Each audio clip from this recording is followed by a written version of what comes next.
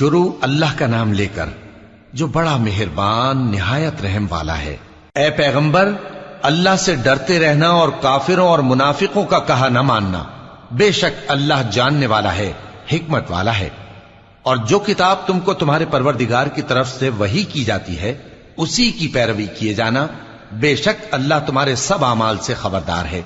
اور اللہ پر بھروسہ رکھنا اور اللہ ہی کارساز کافی ہے۔